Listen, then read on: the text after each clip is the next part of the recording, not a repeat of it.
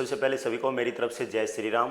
और आज अपना जो बहुत ही इम्पोर्टेंट टॉपिक है और टॉपिक का नाम है relation between zeros and coefficient of given polynomial.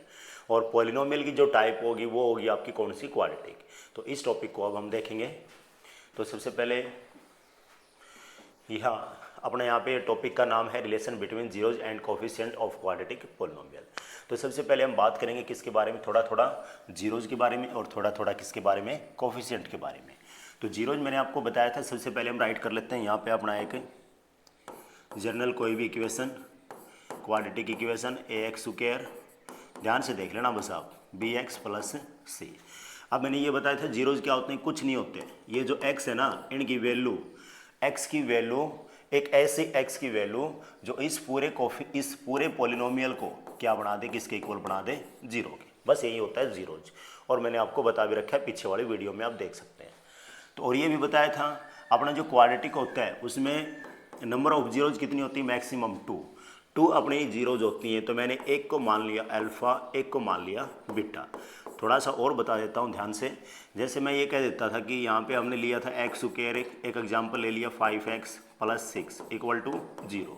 तो यहाँ पे 2x की वैल्यू थी, एक x की वैल्यू थी 3, एक x की वैल्यू थी अपनी कौन सी, 2। तो ये इसकी क्या होती हैं, जीरोज होती हैं, जो इस पॉलिनोमियल को इक्वल टू क्या बना देती हैं, 0। तो यहाँ पे जैसे मैंने अल्फ़ा की जगह ले लिया 3 और बीटा की जगह कौन ले लिया, 2। तो ये इस तरह से हमने दो क्या मान ली, इसके जीरोज, अल्फ़ा और बीटा। आप इसको इंटरचेंज भी कर सकते हैं, इसको 2 मान सकते हैं, इसको 3 मान सकते हैं, इसमें कोई समस्या नहीं है। आप इसको इस साइड पहले बीटा ले सकते हैं, इसके बाद में अल्फ़ा ले सकते हैं। आप इसको ए एंड बी मान सकते हैं, अपना नाम मान सकते हैं, किसी और का नाम मान सकते हैं, इसमें कोई भी वो नहीं है। ओनली अपने एनसीईआरटी की बुक में अल्फ़ा और बीटा दे रखा है, इसलिए मैंने यहाँ पे क्या मान लिया, अल्फ़ा और बीटा। तो अपने दो जीरोज हो गए कौन कौन से, अल्फ़ा और बीटा। अब याद रखना आप, इसके दो जीरोज हो गए अल्फ़ा और बीटा। अब अबाउट कोफिशिएंट हम बात करना चाहें तो अबाउट कोफिशिएंट हम बात करेंगे तो सबसे पहले मैं आपको बताना चाहता हूँ dear student, a x square b x plus c. इसमें जो एक्स स्क्वायर है ना, इसके आगे कौन है, ए। तो ये अपना क्या है, कोफिशिएंट ऑफ एक्स स्क्वायर। ये है coefficient of x square. X square के आगे जो भी है वो एक्स स्क्वायर का कोफिशिएंट है, और जो x के आगे जो है वो आपका क्या है, coefficient of x, and last is c। तो ये क्या हो गया, अपनी कांस्टेंट टर्म। तो ये था आपके कोफिशिएंट। तो अभी आपको पता लग गया होगा अपने कोफिशिएंट कौन कौन से हो गए, a b c, एंड अपने जीरोज कौन से हो गए, अल्फा एंड बीटा। दोनों के बीच में क्या निकालनी है, रिलेशन। रिलेशन कैसे निकालेंगे वो आगे देखो आप।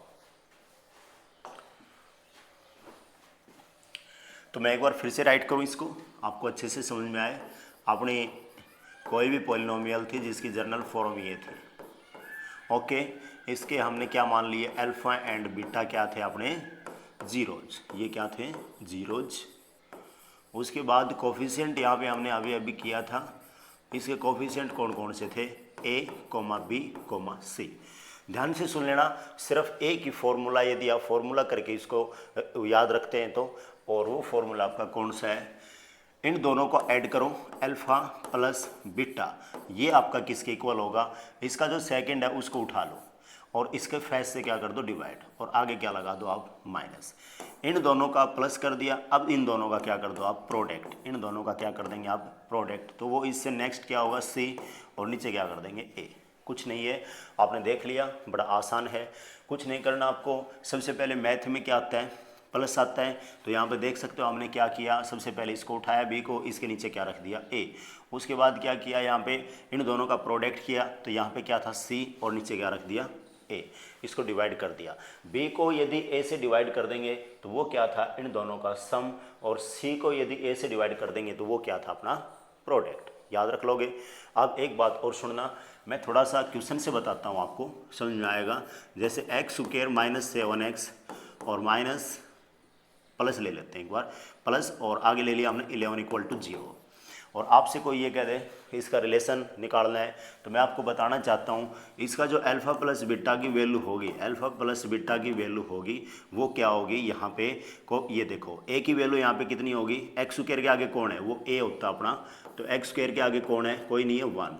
यहाँ पे फिर उसके बाद एक्स के आगे कौन है, वो बी होता है, तो वो कितना हो गया अपना, प्लस का 7। उसके बाद सी कितना है इसमें, 11। तो ये क्या था अपना ए बी सी की वैल्यू। बस अब क्या करना है, पुट करना है। b बाई ए मीन्स 7 को 1 से डिवाइड कर दो और उसके आगे क्या लगा दो, माइनस, आंसर -7। अल्फा बीटा करेंगे, प्रोडक्ट करेंगे, तो यहाँ पे 11 को 1 से डिवाइड कर दो और वो आपका आंसर कितना आ गया, 11।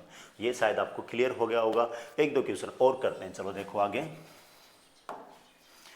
ये वाला।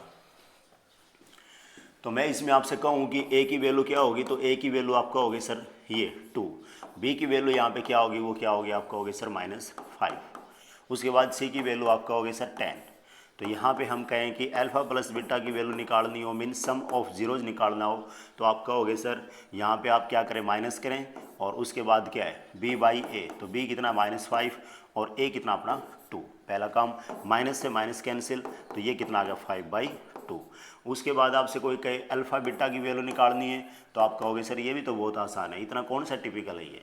इस c को हम किससे डिवाइड कर देंगे, a से, तो 10/2 और दैट इज इक्वल टू 5। एक क्वेश्चन ये कंप्लीट।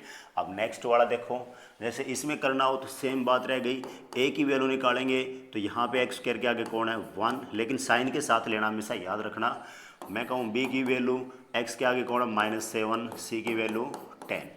इतना काम शायद आप कर देंगे। तो उसके बाद अल्फा प्लस बीटा की वैल्यू निकालनी हो तो आपको पता है क्या होती है, -b बाई ए, माइनस रखो। b की वैल्यू कितनी है -7, ओके, 2 माइनस हो गए। a की वैल्यू कितनी है 1, माइनस से माइनस कैंसिल, कितनी वैल्यू आ गई 7। अल्फा बीटा है, यदि इसके बारे में बात करें तो ये होता है अपना c बाई ए, तो c यहाँ पे कितना है 10, नीचे कितना कर देंगे 1, इक्वल टू कितना होगा 10। ये था आज का अपना टॉपिक और मैं आपको बताना चाहता हूँ 10th क्लास के लिए मोस्ट इंपॉर्टेंट है। जहाँ तक कोशिश रहेगी 99% इस पे एक क्वेश्चन आपका जरूर होगा। और इसी के साथ परवीन सर की तरफ से अगेन जय श्री राम, बाय बाय, जय हिंद, जय भारत।